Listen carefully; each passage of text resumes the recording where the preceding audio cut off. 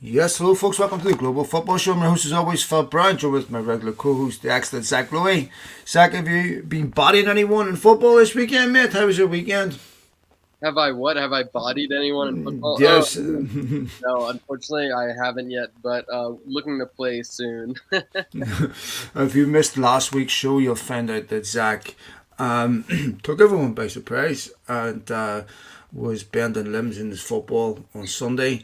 So, getting a bit of a reputation, I can see. The That butcher. was only because it was raining nonstop, and my cleats did not have studs in them. So I'm going and making an investment on on some cleats that have studs this week. So yeah. Oh my God! You hear excuses coming out. Um, the American butcher. So good luck to anyone playing against Zach this weekend. With now he's got studs, it'll be even worse. So that's to talk about this week. Minute, of course, on a more somber note, the Vinicius Junior stuff. We've talked about this on the podcast before. We'd be remiss not to talk about it today because it does deserve coverage, and I want to get your view on what we can do to potentially stop this, to eradicate it. I want to talk a little bit about Bielsa going to Uruguay. Interesting appointment, and he had some very, very interesting things to say in a press conference that I endorse wholeheartedly. So I'm looking forward to talking to you about that. I want to talk to you about where Pep Guardiola falls on the pantheon of greats. I've obviously got my own views on that. It's not easy to have nuance on Twitter, so I want to elucidate that a little better and talk to you about the Women's Champions League final coming up on June 3rd. I was doing some research for that before we came on air. I'm ashamed to say that I'm not that well versed in women's football, which I should be. I have two daughters that love the sport. They're at the bottom end, they're just starting. And seeing the growth in women's football is truly remarkable, and one of the areas that football has tremendous potential for growth in. So we'll talk a little bit about that. We'll start with the Vinicius Junior stuff, Zach. I remember when we talked about the Lukaku situation on here with the Juventus Centre game, where he was racially abused, and I even found some of the commentary surrounding it to be utterly bizarre. And people saying, well, it shouldn't be inciting the crowd. I've still yet to understand how telling a racist to be quiet, shushing a racist would be considered incitement. I really don't understand how that even falls under the definition of incitement. It's the bare minimum. And Yeah. then here we see Vinicius wasn't just one guy, wasn't just a one-off. This was a entire stadium. Now, Zach, you can go far back as Pep Guardiola when Roberto Carlos was at Real Madrid. And the same thing happened called Mono, the monkey, of course, by the Barcelona fans. Pep Guardiola was asked about this when Roberto Carlos came out and rightfully complained about it. Pep Guardiola's terse response was, he talks too much. Now, this is not to skewer Pep, but there's been a number of questionable remarks in his past about racism. Even the response of Javier Tebas, the response of Valencia, upper management has been utterly perplexing. You'd somehow turn to tell you what your eyes and ears didn't see didn't happen, what your eyes and ears saw didn't happen, and heard. Fine if it's one or two idiots, but to get an entire stadium to come out and do something like that is really an awful indictment on Spanish society in general. That you could see such a thing today. Not the first time Vinicius Junior has experienced this. What was your take on that when you saw it? Yeah, I think it was absolutely despicable. It was abhorrent. And it's something that just keeps on repeating itself. We've seen this with so many players, such as Carlos Vinicius, Iñaki Williams, Nico Williams, players who are just starting out. And I think that probably no player has suffered it more than Vinicius. We've seen this on so many occasions. We've seen, Atletico fans hanging a toy over a bridge, and just really making his life a living hell. It's just really despicable to see. And I have to say, watching these events unfold, um, I do wonder about all of so many black players in the past, such as Mario Balotelli, who have had to go through this and who haven't had the same support system.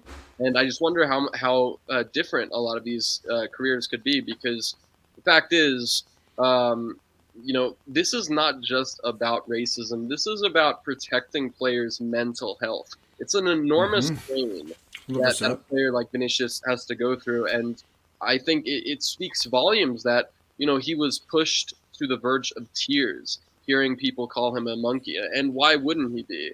And the fact is, Vinicius, he's had to deal with the weight of the world, all this pressure since he was 16.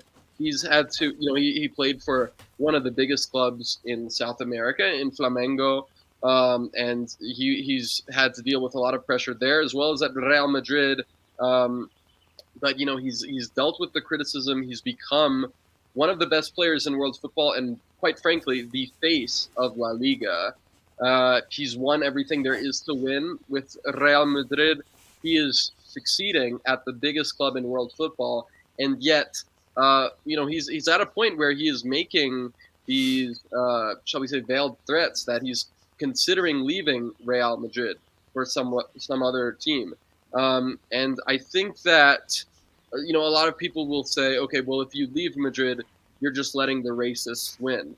But the fact is, we are seeing this happen with so many different fan bases. This has happened with Valencia, Mm-hmm. Girona, Atletico, Mallorca. I'm probably missing a few, but it's like, normally I would be saying, you know what, this is absolutely despicable. I want Valencia to get relegated as a result of this. But the thing is that a lot of the teams that they're competing against to stay up, and I believe they may have already stayed up since they're at 40 points. I think a lot of teams that they're competing against have also done the same thing. So yeah, it's just despicable that a 22-year-old like Vinicius has to suffer this. And yeah, as somebody who has lived in Spain, who has lived in Madrid, I can definitely attest to the fact that there is a racism problem in Spanish society. And Why though? What is the antecedents to this? When you look at most, well, not most, but a lot of other nations that have confronted this problem, I mean, it's widely understood there's a major social consequence for being a bigot. That certainly that avert. Um, why is Spain still wrestling with something so basic and primitive? Because I'll tell you something, Zach. There's an awful lot. You can tell an awful lot by people's response about the sincerity of their condemnation of racism and whether they even get the problem or not, and whether they even understand what the problem is. Javier Tebas criticised Vinicius Jr. for saying he didn't turn up for two of our hearings on racism, as if somehow that would justify Vinicius Jr. being racially abused, as if even if he had of, what would that have changed? Were the Valencia fans supposed to come? Was he didn't do anything? He's a victim here, and when I listen to some of the response from Valencia about Carlo Ancelotti being misunderstood, misunderstanding the language, and maybe there was a couple of people. I mean, but we're not all racists. Um, and I'm looking at this and I'm going, what this should provoke if you're Javier Tebas. One is a multitude of different emotions. Just like you said, absolute empathy and heartbreak for a 22-year-old kid, because at that point, Vinicius Jr. is not a 22-year-old superstar. He's a kid yeah, on the pitch being racially abused by an entire fucking stadium, in my language, and the vulnerability at that moment. And if you're black, you must feel there's no appeal to authority. No one cares. They actually privately probably support it. That's I imagine that's how I would feel if I was black. And yet he gets suspended and sent off in the same way that Lukaku did. It didn't even make its way into the referee's report. And I'm going, they just don't understand the problem. yeah, for sure. I mean, look, there's a lot to unpack there. I do think that Javier Tebas showed his true colors, though. He cares more about protecting the league's image than Correct. he does care about stopping racism. None of these 100%. guys care who are at the top. None of them care about protecting these players. Mm-hmm. They're more concerned about doing the public relations Yep. work and putting in some bullshit hashtag. Yeah. But yeah, look, I did reach out to Joris Evers, who's the chief communications officer, with a strongly worded letter, shall we say. He responded, fully agree that racism has no place in sport or anywhere in society. Also agree that we should do whatever we can to fight it. As the league, we have many initiatives and campaigns and always denounce and take the actions we can take. There's more we should do and will do, but we are also limited in terms of the sanctions we can apply as a league. So, obviously just trying to save face. I appreciate the response, but frankly, actions speak louder than words, and we haven't seen enough action from La Liga. Of course, this is far from a La Liga problem. My favorite league, the Portuguese league, has definitely had some issues in the past with it, and still do. But I do think that La Liga is really starting to stand out as a league that we see consistent examples of racial abuse on a weekly basis, and I think that it's telling that the same Valencia fans who racially abused Vinicius are the ones who saw their own player, a black French center back, Mukhtar Diakabi, pushed to the verge of pushed to tears, and having Valencia players walk off the pitch after he was allegedly racially abused by Cadiz's Juan Cala just 2 years ago. And Diakabi is still on that team, so those Valencia fans are essentially stating that we don't care. We're going to do what we can to abuse him, to upset him. The fact is, there's no place in the game for that, and yet we're in 2023, and it feels like no progress has been made. Not only that, it feels like we're going backwards because so many of these racist fans continue to feel emboldened. There aren't anywhere near enough consequences. We need to start talking about jail time. We need to start talking about stadium bans and docking these teams points, because I do think that if a lot of these racist fans saw that their actions could cost them 6 or 8 points and cause them to miss out on a European spot or cause them to drop into the relegation zone, I do think that a lot of them would rethink their actions, and I think that says a lot about the fact that these are not good people, but they are frankly a lot more concerned about how their team's doing than anything else. But yeah, I think it's just been really despicable, and frankly, it's made me not want to watch any La Liga match again. I really can't see myself watching any La Liga match for a while, because the same things are happening. The same racist abuse is happening, and it doesn't matter what team you play for. We're seeing players from Cadiz, from Real Madrid, from all over getting racially abused, and it's just despicable. And that comes with a lack of action. That's one of the biggest reasons why this is continuing. And I have to say, it's just despicable to hear so many people saying, well, guess what? Vinicius, he provokes people. He deserves it. Okay, look, I mean, I can't deny that there have been times where Vinicius has been, shall we say, provoking, but nothing provokes racism. There is no excuse whatsoever. Vinicius, yes, he did do a second division signal to the Valencia fans. That still doesn't excuse it. He could, frankly, slap the Valencia manager. It wouldn't excuse it. And I do think that it's very telling that, looking at the minutes after the racial abuse happened in extra time, and Vinicius somehow carried on, somehow remained on the pitch, and we saw Vinicius get put in a headlock by Hugo Duro. He responded by slapping him, and it's Vinicius who got sent off. I know, this is what I don't That's understand. exactly what La Liga's problem is. So La Liga and Spanish society has a massive racism issue.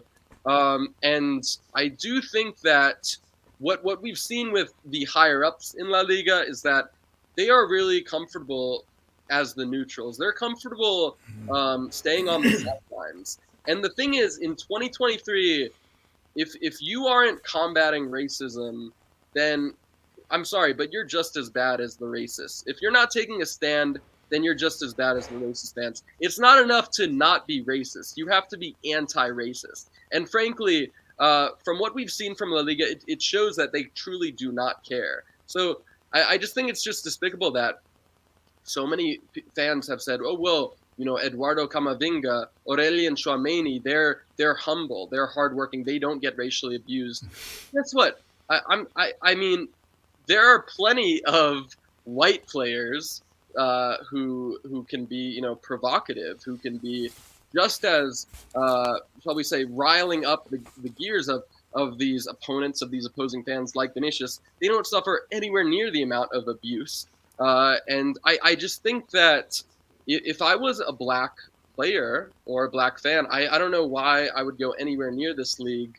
But I will say this. I think that one thing that needs to change in this fight against racism, and of course, there's so many things, but one thing is this cannot be just a black problem. This has to be a problem for everyone. White people, Asian people, they need to take a stand and say, you know what, as long as I'm seeing my black brothers getting racially abused and being, harassed and suffering mentally from this consistent harassment, then I'm not going to watch this league. And yeah, to be quite frank, I mean, I know that me stopping my watching of La Liga, which I've been following for over a decade at this point, it's not going to make that much of a difference. But I do think that if we have a organized effort with fans, with sponsors, this can seriously make an impact in La Liga. 100%. When you hurt their wallets, that's when we're going to finally start to see in action. We're going to finally start to see some serious action being taken. So yeah, I just think it's completely abhorrent, and it breaks my heart that Vinicius, somebody who has reached the pinnacle of football at 22, who has succeeded at the biggest club in world football, is seriously considering leaving Real Madrid.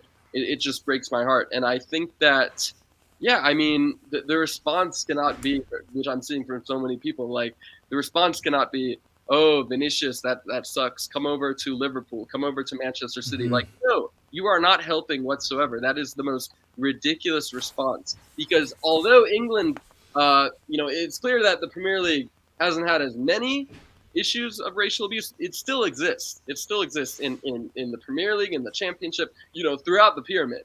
This needs to change throughout the entire footballing world.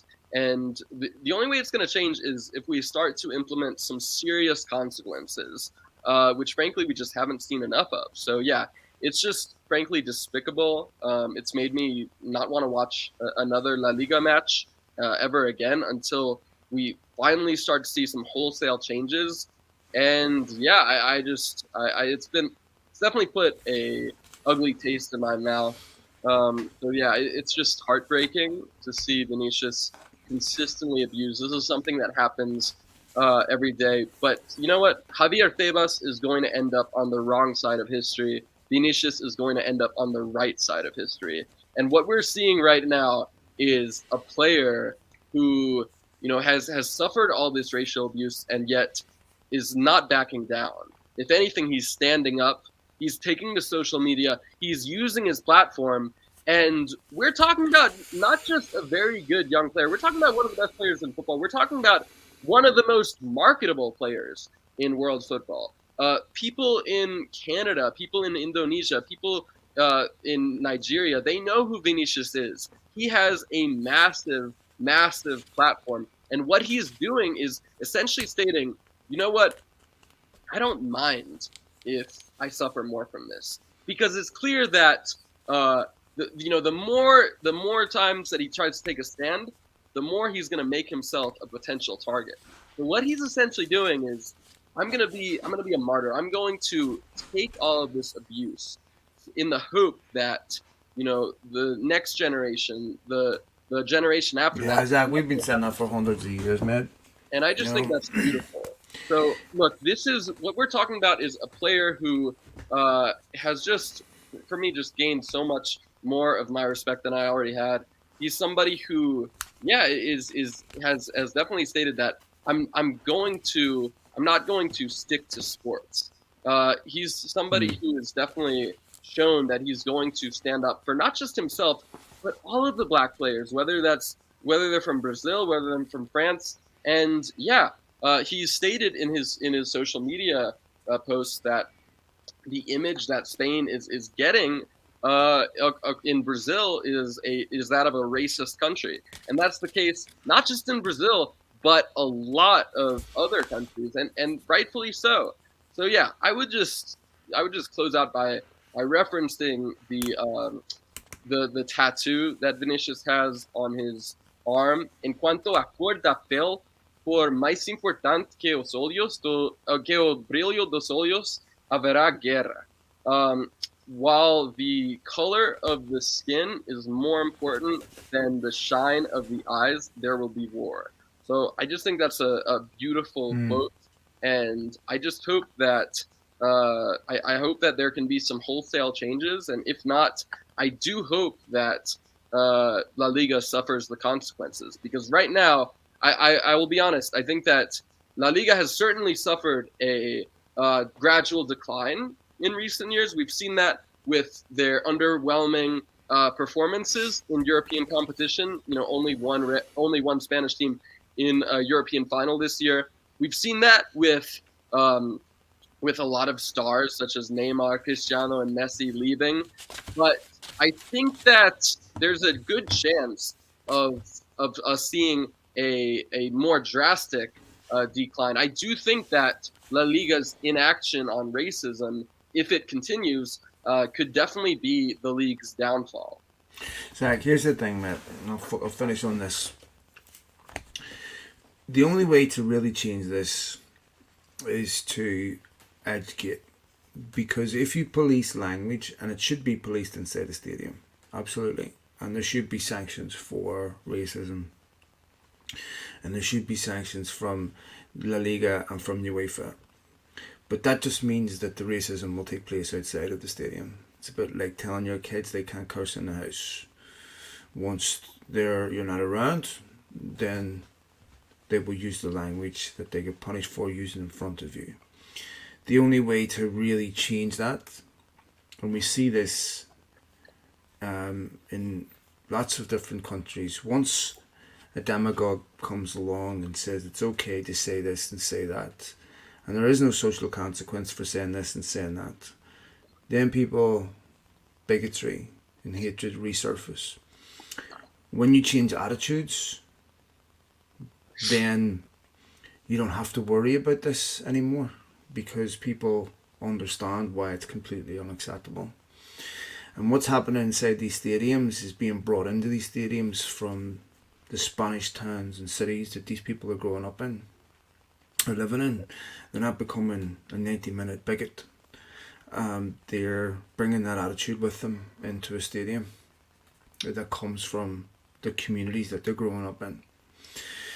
So there has to be a major systemic effort academically to change these attitudes, to educate, and then Vinicius and everyone else won't have to make sacrifices for the next generation because the next generation won't experience it on the same level that they're experiencing it right now. You will always have prejudiced idiots. You'll always have 1, 2, 3 people that will be racist. You'll never get away from that. But what we have to create is an environment where someone doesn't feel the courage to be able to say that in a group without experiencing some type of retribution or some type of response. If I'm, for example, sitting in Real Madrid's Bernabeu Stadium, I would understand that I probably shouldn't get up and cheer for Barcelona here because the rest of the group inside the stadium will not respond well to that. That's what we need. We need an environment where someone says, I want to be a racist here, but I probably shouldn't because it's going to produce a reaction around me that I'm not going to like. The fact that people don't feel that is an indication that that is normalized throughout society, and that is a really serious concern because that is a much more deeper issue and much harder to address with just sanctions, but sanctions most definitely need to happen.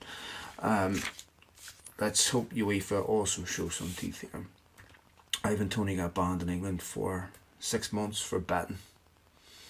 These are the types of bans that need to be handed down to clubs, to players who do it, or anyone else.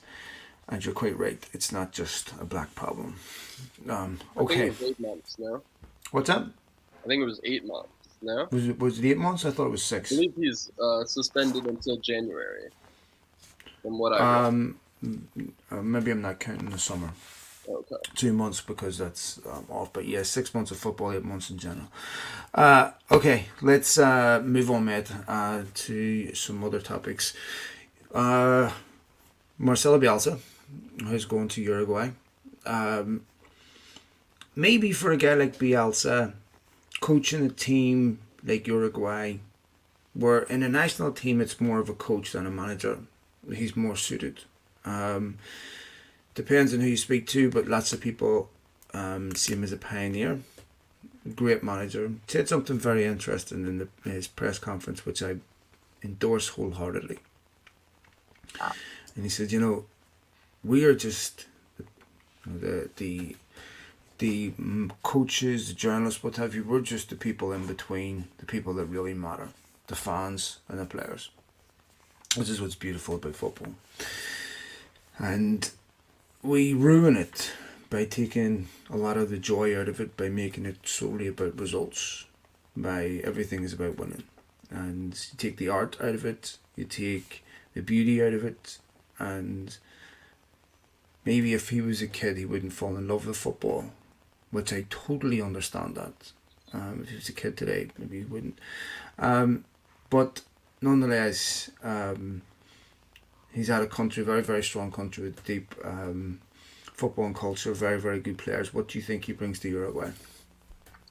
Yeah, I think this is a great appointment. I'm a bit surprised that he decided to walk away from club football and return to international management. But I do think that, yeah, obviously he's had a lot of success at the international level. And I think, yeah, being able to go to a country like Uruguay, which is just a talent gold mine, I think that it's a really interesting move for him. Obviously, he's not as young as he once was, so maybe he wants a job where he's going to have more free time, going to be closer to his family in Argentina. And yeah, I think that Uruguay makes a lot of sense for a number of reasons. They're a country that, it definitely looked like they were in danger of missing out on the World Cup. They sacked Oscar Tabares and managed to turn around their form and get to the tournament via Diego Alonso, but quite frankly produced a really poor performance. For me, one of the most disappointing sides in Qatar. So it was clear that sticking with Alonso, it was something that was, probably not going to get a lot of fans on board given their underwhelming campaign. Yeah, the fact is we didn't see enough attacking play. We saw a conservative setup that a team that wasn't afraid that was afraid to take risks. So I think that Bielsa definitely makes a lot of sense. And yeah, the fact is, Uruguay are kind of at a crossroads at the moment. We're seeing a lot of these older players who've been so important, such as Luis Suarez, Diego Godin, Edinson Cavani, reaching the twilight of their careers, and there needs to be a changing of the guard. And I think that it's going to be hard for them to repeat the success of the past decade and a half. Getting to the World Cup semifinals and winning the Copa America. But I think that they have so much talent. Manuel Ugarte, one of the best players in Portugal this season, and I was absolutely shocked that he didn't have more of a role to play in the World Cup. I think that Ugarte will definitely flourish under under Bielsa's style of play. I think that other players such as Rodrigo Bentancur, Darwin Nunez, Facundo Peistri, Matias Oliveira. There's a lot of Federico exciting Valverde. young talent. Valverde. so important for Real Madrid as of late. Ronald Araujo, one of the best center backs in Europe this season. There's a lot to like about this Uruguay team, and they're a country that just never seems to run out of talent. So I Unbelievable. think that I'm very excited to see how this goes because I like Bielsa a lot. He's somebody who, yeah, maybe the trophies and the silverware haven't quite corresponded to the level of manager that he is, but he's somebody whose style of football, you can fall in love with, and it's clear that a lot of Leeds fans did fall in love with that. He really revolutionized that club, and I do think that he has the potential to revolutionize this Uruguay team because as much competition as there is in South America, I do think that under Bielsa's reign, I think that Uruguay have a good chance of staking out that spot and becoming a consistent top three team in CONMEBOL. I think there's a lot to like in terms of their squad. A lot of promising players such as Ugarte. Another Uruguayan player who has been really good is Ignacio de Arrua Barrena, who is the Arauca goalkeeper. Been very important in allowing Arauca to qualify for Europe in the second time in their history, and I think that he could be very well the long term successor for Fernando Muslera in goal and stake out a starting spot between the sticks. So yeah, I think that there's a lot to like from this Uruguayan team. So many other talents that I have not mentioned, such as Nicolas de la Cruz, um, Lucas Torreira. But yeah, I think this could very well be a match made in heaven. We shall see, my friend. It's good to see him back, and I think it's a good place for him. I want to move this conversation on because two parts left of this podcast I want to get to. Like I said, the Women's Champions League final, which we'll finish up on. But one of the discussions that have taken place this week, of course, is where does Pep Guardiola fall in the pantheon of greats? And I understand for a lot of people that are listening to this don't really care what I have to say because I'm predisposed to have maybe not the most charitable view of Pep Guardiola. What I would say is this: the football that Pep Guardiola teams play is undoubtedly incredible. Right, he is someone that clearly is an exceptional coach, right, and he is someone that, regardless of what happens off the field, is someone clearly that I always ask myself this question before I rate or don't rate someone as someone I would want at my football club 100%, right? Because he does things that are unconventional. He'll put a left back in midfield. He does things that lots of people don't see, that aren't obvious, and excuse me. I also think a lot of his influence is rubbed off on people like Mikel Arteta and Eric Ten Hag, both of whom worked for him, of course. So there is the undoubted caveat, however, that he could be on the verge of winning his third Champions League with two different teams, both of whom are under investigation for cheating. I would say Barcelona's is far worse than City, because I think there's a direct easy causal relationship there between what Barcelona were doing on the pitch and having an impact on the results. City, on the other hand, is more of a technicality. This is about, financially doping. There was a time in football when that would have been perfectly fine, and there were no rules preventing this. And in fact, it has been done many times in the past by benefactors. And I can understand City fans' argument saying, this is really a competitive barrier for growth because it's preventing anyone from breaking into the elite number of clubs that have competitive advantage due to their size. I totally understand that. But it's not a victimless crime because there's lots of clubs that have had to comply with the FFP and how they construct their squads. One of them being Inter Milan, for example, that they play in the final, had to sell players to comply with the FFP. They couldn't sign certain players that they wanted to play, to comply with the FFP. And so you can argue for better rules, that's different, but what you can't argue is the right to ignore rules you don't like. I remember in the early 90s, United getting beat 4-0 at Barcelona, primarily as a consequence of the three foreigner rule, which undoubtedly affected British clubs disproportionately because of obviously the makeup of their squads comprised of English, Scottish, Irish, and Welsh players. So, to comply, that was the rules.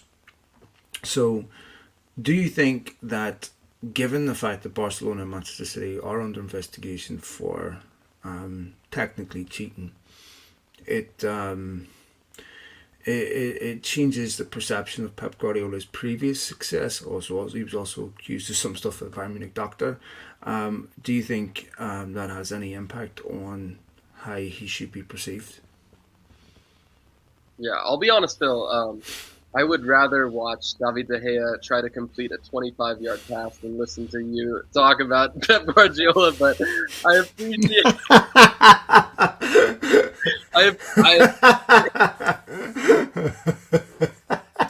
Oh, you sound like a City fan. I appreciate the rare words of praise coming from you for Pep. And look, I think that he has to be considered in the pantheon of the greatest managers of all time. Obviously, you'd have likes of Sir Alex Ferguson, Carlo Ancelotti there, but I think that, yeah, Pep, his legacy, it speaks for itself. As you mentioned, he's a trailblazer who's influenced so many managers, such as Roberto De Zerbi, Eric Ten Hag, Mikel Arteta. I think that speaks volumes because he just has so much influence, so many top managers who have modeled their style after him. And yeah, he has had a fantastic managerial career. You look at starting off at Barcelona, you know, what he was able to do. And people forget that Barcelona, when he took charge of Barcelona, that was a team that I believe was closer to 11th place than first place. Okay, that Barcelona was not in a good state at the moment. We just sacked Rijkaard. They had just sacked Rijkaard. They had kind of, shall we say, they were looked at as what PSG is now, a party club. And what Pep did was, he made sure to get rid of Deco and Ronaldinho and a lot of big names, even though they were, hits on the pitch, and prioritizing a lot of young players such as, Sergio Busquets, who had no experience whatsoever at the top level and became a key part in arguably the greatest midfield of all time. So that Barcelona team, I definitely think it was one of the best teams I've ever watched. The way they moved the ball, the way they just did things that were so unconventional, using Lionel Messi in a false nine role. And that's just, I think it's a testament to Pep's ability as a manager to develop talent, as well as get the most out of his players. And I think that with regards to City, I mean, it goes without saying that, yes, he has had an unfair advantage in working at a club that is effectively owned by a petrostate and that has had so much money to spend. And of course, yes, the 115 charges do deserve mentions. I just think that we have to appreciate the fact that, just spending money is not a complete guarantee for success. Well, what would we say on that? Quick caveat. It definitely helps. But what I will say, Phil, is that a lot of these signings, Manuel Akanji, for example, £15 million. Your club, United, could have signed Akanji. No, let me add this caveat, Zach, because this is important. When I say he has a competitive advantage, it's really important. A competitive advantage over who? Over mid-table teams and teams at the bottom of the table, essentially, right? Because there's nothing that City have done that has been beyond the financial reach of a club like United. Yes. Okay. So really, if I was a City fan, what I would argue is all that Abu Dhabi did was fund City to the same degree that your football club was funded. Your ineptitude is yours. Right, the fact that you couldn't run the football club in the same way that we ran ours is your problem. But there's nothing that we have done that's beyond your reach. For example, United could have had Holland for 4 million. They could have had him again for 20 million. They do choose not to sign him. Then and there's been so many times when United have got Van Persie, got Berbatov, the head of City, and so you could argue, that competitive advantage over who, not the top teams, because Real Madrid, have won 14 European Cups, the same number of European Cups all of England combined. Apparently they're going for Jude Bellingham, Mbappe this summer, right? All these players. So competitive advantage over who? Really, a couple of clubs, are teams in the just outside the top 4, teams at the bottom, right? That's where their competitive advantage is. So, I still think that, I still think that not any manager could have went in and done what Guardiola did at City. Yeah, you're completely right. I think that, look, if you give a different manager the caliber of players that he has, De Bruyne, Rodri, Haaland, obviously Haaland only joined last summer, but do you win a title? Probably. Do you win 5 of the last 6? I'm not so sure. So, there's definitely an interesting debate on what you would rather have between the Champions League and the league. I think that it's really hard to say. I think that the league is definitely more of a testament to a team's consistency and their just, ability to keep up these performances throughout the season. And I think that's what is so good about City. They are a team that, quite frankly, don't get into poor runs of form. If they do draw, if they do lose, they're going to bounce back shortly after. And that speaks volumes about the standards that Pep has set, as well as the competition that he has in the squad. He's been able to deal with the squad that, yes, has more talent on its bench than any team in world football. But that, quite frankly, you look at the team, it actually isn't that big of a squad. It isn't a bloated squad like Chelsea, for example. And I think that's definitely a testament to what Pep has done. It's, being able to get the most, keeping these players fresh and knowing that they can't slip up, whether that's in training or games. And yeah, understanding the standards that are at the club. I think another thing is he has definitely shown an ability to adapt. I was going to say this, his adjustments, I think, have been really, really... Like, if you look at City at the start of the season, they didn't look as great. He made adjustments, got rid of Cancelo, put Akanji at right back, put Ake at left back, and all of a sudden, after the World Cup, City became unstoppable. Yeah, exactly. And I mean, for sure, there have been times where his adjustments have been to his detriment. We saw that a lot at Bayern when they reached the semifinals. We saw that, with not playing a defensive midfielder, playing Gundogan as a defensive midfielder in the Champions League final. There have been a lot of cases where he's definitely overthought things. With that being said, you cannot deny that City's tremendous success and their, frankly, ruthless, unstoppable form since mid-February. I don't think they've lost a single game since, February 5th. You can't deny that has been down to, in large part, Pep's adjustment. And that's come with, I think getting essentially a back 4 of 4 center backs. I can't remember the last time I saw that in football, having Akanji, Stones, Diaz, Ake. Of course, you have Kyle Walker, who's more of a natural right back. But I think that's been really interesting to see, because I think that this City team right now is perhaps the most anti-Pep team that I can remember. Why is he a better manager than Ancelotti? I never said he's a better manager. I just think... Well, people call him the greatest ever. Carlo almost never gets even mentioned. I think Pep's tactics, his ability to adjust, is a lot better than Ancelotti. I think that he's much better when it comes to winning the leagues. Of course, Ancelotti's legacy in the Champions League is far better than Guardiola. So is Zidane's. Okay, well, you're just throwing out these random names. I mean, no, I'm just. But how do we define him? Do we define him by his influence on the game? Because then we can talk about Cruyff.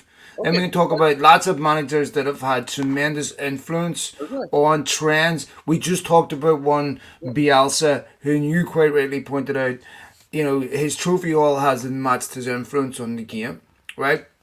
Yeah. So how do we rate them? Brian Clough took Nottingham Forest up from Yeah. the second division, won back-to-back European Cups, had an inordinate influence Yeah. on English football, was playing football on the ground before English football even knew there was a ground to play on, right? Yeah. Thought the game was played in the clouds. There's been lots of influential guys. Carlo Ancelotti, if we're judging people on their success, on the trophies that they win, then Pep Guardiola cannot be called the greatest of all time, right? He just can't. If we're judging him on influence on the game, then I don't know how you scale that, because there's lots of different managers. I think he's an exceptional manager, but I don't think we should be talking. This is a symptom of modern life. You don't think he's one of the greatest managers of all time? I never. No, no, I don't know yet. I think that. What if they lose the Inter Milan? But look, unlike I guarantee you, Zach, if they lose the Inter Milan, Simone Inzaghi, are you saying Simone Inzaghi is one of the greatest managers? no. What I'm going to say to you is this, right? Because there's a serious recency bias in how we talk about these things. I had to listen to people say that Liverpool and Man City were the two best teams in the history of the Premier League. Now, Manchester United finished above Liverpool for the third time in 5 years, and this is their glory period, right? Yeah. And United are apparently a mess. We're talking about the best team in the history of the Premier League here. Same two teams were beaten by Real Madrid in the Champions League run last season. Allegedly the best ever in the history of the Premier League. City haven't won a European Cup yet. And we're talking about them being the best ever. And it's going to eclipse certain trebles. This is hyperbole that comes with the internet, where everything has to be clickbait, everything has to be the best ever, everything has to be the GOAT, everything has to be. Listen, I don't know if he is, but for me to be that, you have to do something that someone else hasn't done. But And Pep Guardiola hasn't done that. What does winning the Champions League have to do with being the greatest Premier League team of all time? Well, I'm not one making these claims.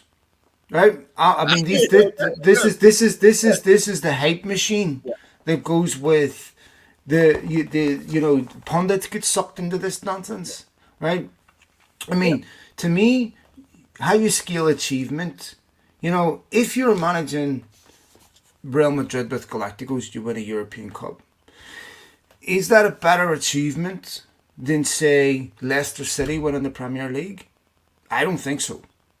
I think if you pull off a miracle like winning the Premier League with Leicester City, which shouldn't be done, and I mean everything's set up in modern football to make sure that doesn't happen, right?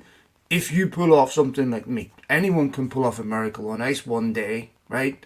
That's one miracle, right? But to pull off a miracle over 38 games, to me, that's the greatest sporting achievement in modern history that I can think of as an underdog, right? Up there, with bigger than Buster Douglas.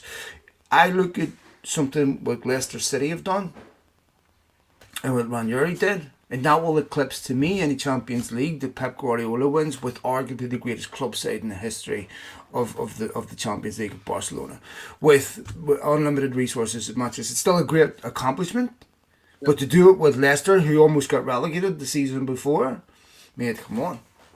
Yeah, but I mean, what I would say to that is, like, Leicester, what they did, that's greater than for me at least. It's greater than Real Madrid winning 3 Champions Leagues in a row. That's greater than any Champions League. Yes, but my point on that is they matched Liverpool's achievement. They weren't called the greatest of all time. Liverpool won one Premier League title in 30 years, and they were being called arguably the greatest Premier League team of all time. This is insanity, right? And we don't really know this until we look back. Okay, but you cannot deny that Liverpool over the past 4 years prior to this season was up there with. Oh, unbelievable! I think Klopp done an unbelievable job sticking toe to toe with City and being, like Gary Neville said, probably the only realistic challenger to them. But Zach, that's great, and they've won a European Cup in that time. But again, to call them the best ever, Yeah. And that's the point that I'm challenging. You have to do something that other teams haven't done. No, look, I agree. I think that Liverpool, they do deserve to be up there with one of the best because, I mean, they did get, I believe, what, the second highest points tally in the Premier League era. They were able to push City. Uh, they were able to go the distance with City for quite a few Hmm. years. Missed out on a quadruple last season. Won the Champions League. You have to give Liverpool a lot of credit there. I'm not Yeah, saying but they're greatest ever, but they're definitely up there. I don't know And if they're up there. What they did was well, very very good, but up there I don't know. I think that if they're in a different era, I think they definitely have more. Yeah, but argument can be made. That's a Okay, subjective fine. argument. I mean, if Yeah, if anyone was in a different era, things yeah. would be different. No, I agree. But look, what I will say is some people will never be satisfied with Pep Guardiola. I think that City could win, uh, 2-0 in the FA Cup final and 3-0 in the Champions League final, and people would say, "Well, why didn't you beat them 5-0?" But Zach said he have their own selves to blame for that. They could Yes. seek a quick resolution to these charges that are leveled against them, and if they have an abundance of exculpatory evidence, that's exactly what they should be doing. And as long as they drag this out 3-4 years, the stench of this is going to get is going to attach themselves to this and to every single Pep Guardiola But achievement, what whether the he likes that or not. That's fact. I agree, but my question is this: what culpability does Pep have in that? Is Well, the reason why they breached, why they had 115 charges against them? Well, here's the thing. It's not necessarily what culpability Pep has, but it's like this. If we enter a race and I give you a skateboard and someone else is in a Ferrari, right? Yeah. Should you be able to compete? I mean, at the end of the day, the tools at your disposal are going to determine your outcome. And here's the thing: when you are at a football club where you can afford to constantly get it wrong, where you can bought three defenders didn't work, throw them out. But no other club operates like that because they have to have an adherence to financial responsibility. Now, again, I turned around and said what they did financially. At least what we know, there's been a lot of stuff that's been hidden off the books, but there's been other cases where that financial irregularities have been litigated, like Juventus, right? Look at the punishment was handed out to them. Look at what happened to Rangers when they had EBT payments to players, right? And didn't disclose them. Now, obviously, HMRC tax them after, and they got relegated in the third division, Zach, right? So, you know, this is whether Pep Guardiola likes this or not. You know, this is going to be a stench attached to City. And to me, it's not even the worst crime. The worst crime is, of course, the propensity of their owners to human rights abuses, which is undeniable. Same with Newcastle. I wonder why Newcastle are in the Champions League this year. It's a complete mystery. But Listen, I think that you're that right. deserves to be covered. Listen, this cannot be swept under the rug. Okay, these 115 charges and just the way that City have kind of been able to cook the books and give them an unfair advantage and all these things. Yeah, they do go against the sanctity of the game, and they do need to be included in the story of City. When the historians write about this era of dominance, that quite frankly is unprecedented in a league that prides itself on competition. Yes, of course, it needs to be mentioned, but it also needs to be mentioned that, frankly, they do not do this without Pep Guardiola, one of the I great agree. I at completely agree. the helm. And yeah, look, I agree. I think that if City somehow lose to Inter in Istanbul, it would be one of the most, for me, probably one of the biggest bottling, one of the most disappointing uh, performances for sure. Because you compare the teams. I'm struggling to think of a single Inter player who gets into City's team.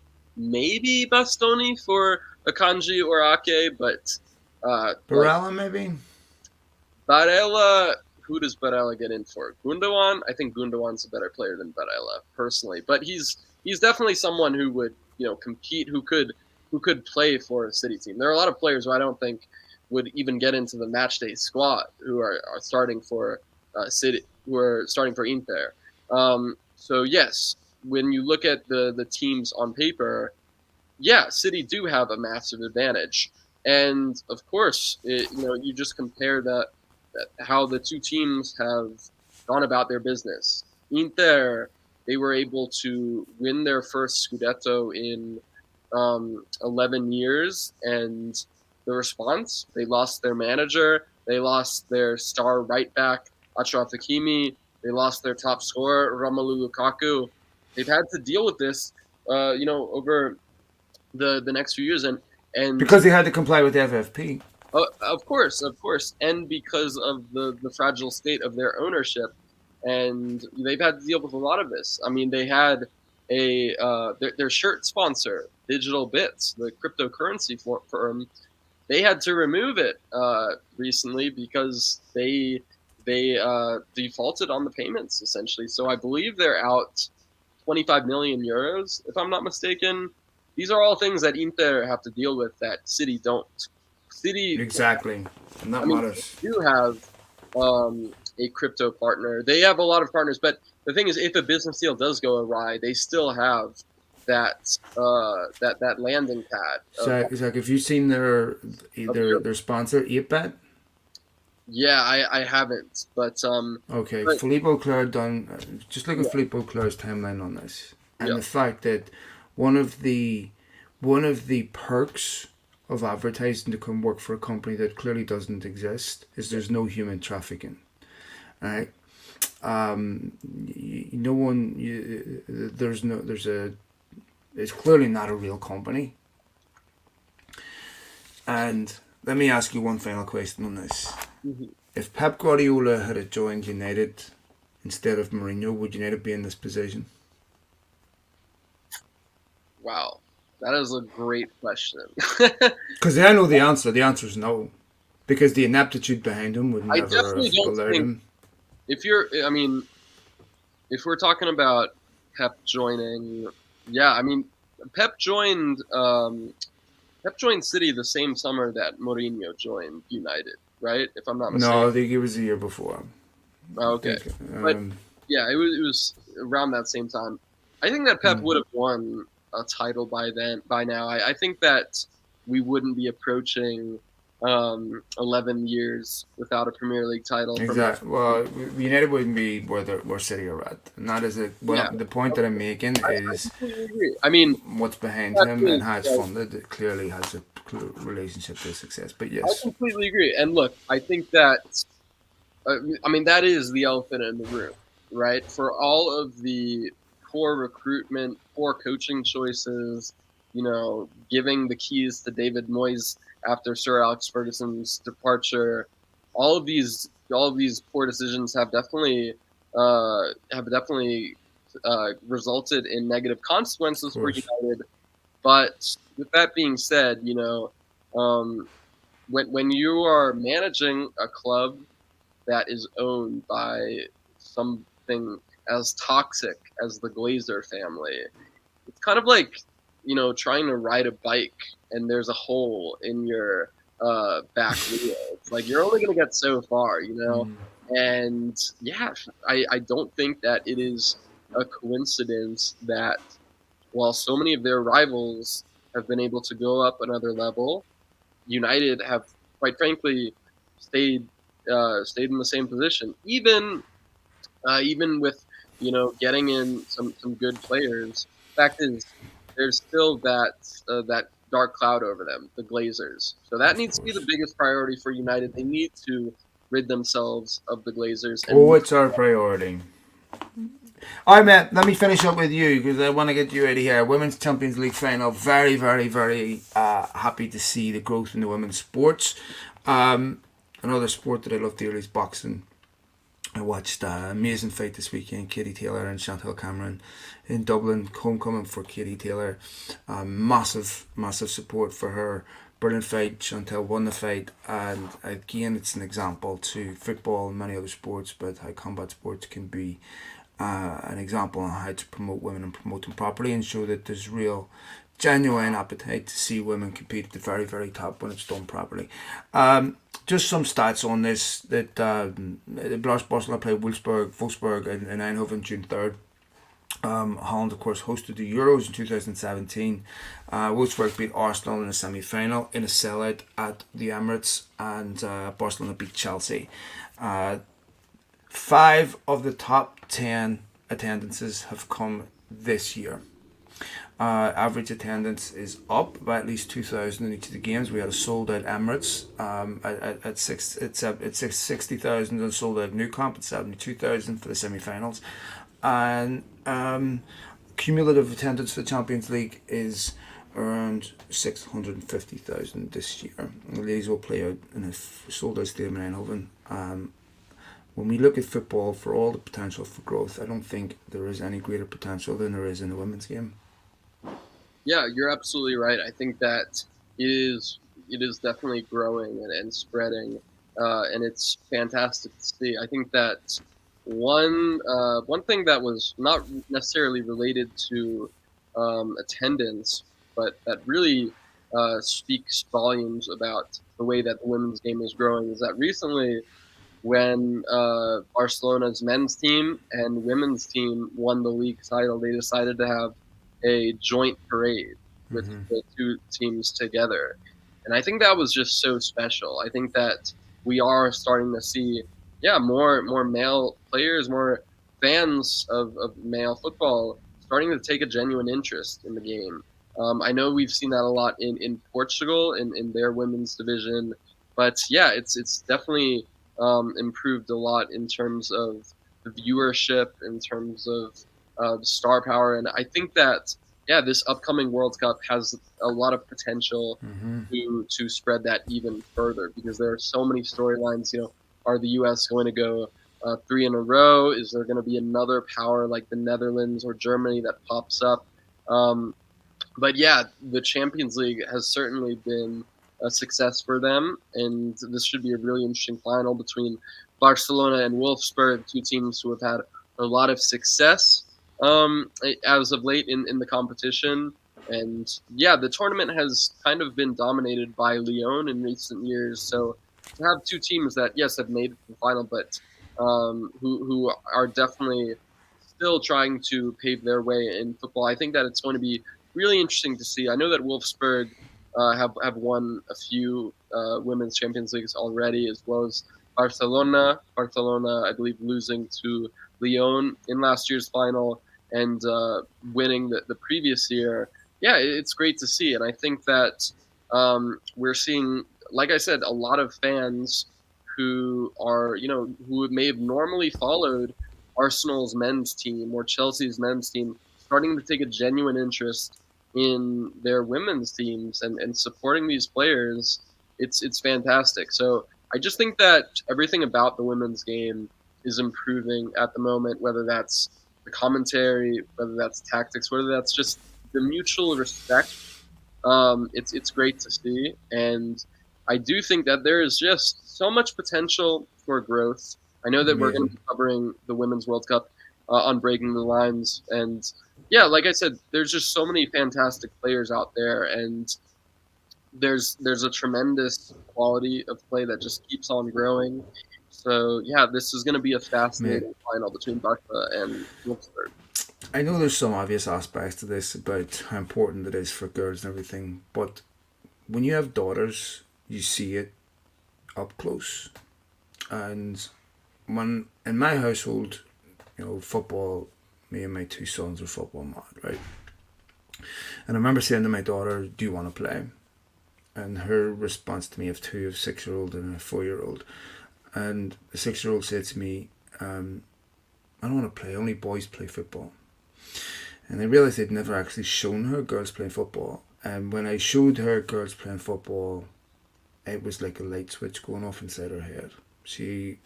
Eyes got big, and she was glued to it. Representation matters, whether you're, whatever you are, this is what's one thing that I think Disney gets right. It, has diversity in its characters, because when you're someone who looks just like that, and you see somebody up there doing something that you can all of a sudden feel like you feel empowered. You feel like I can do this.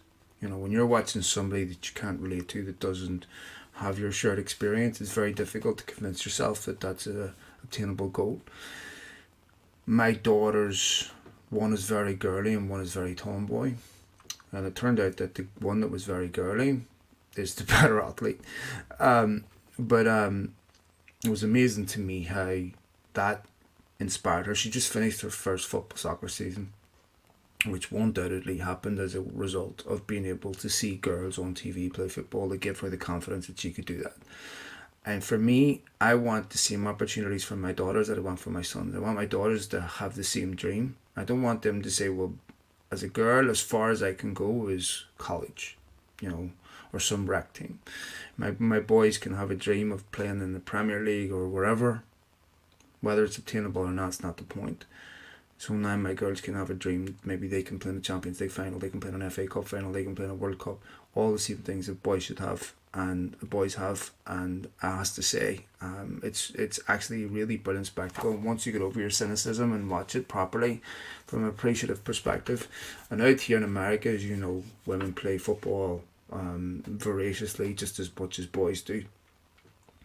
And you go watch a women's football game, even at youth level here, it's extremely competitive, very, very, very good. And I think it's great to see these opportunities present themselves for young girls. So I'm looking forward to actually watching this Champions League final with my daughters. So we will go ahead and leave it there, mate. We'll be back again next week. We'll see if we can grab a couple of guests for you this week. I'm working on that as we speak. We'll be back again next week. The end of the season will have happened in Germany. We'll find out who the Bundesliga champions are. Hopefully it's Dortmund. And of course they got a big win this weekend, and of course the Premier League will finish as well, with most of that foregone conclusion with the exception of relegation in other leagues. So we will get into those. Mate, take it easy. Cheers, Zach. Cheers, folks.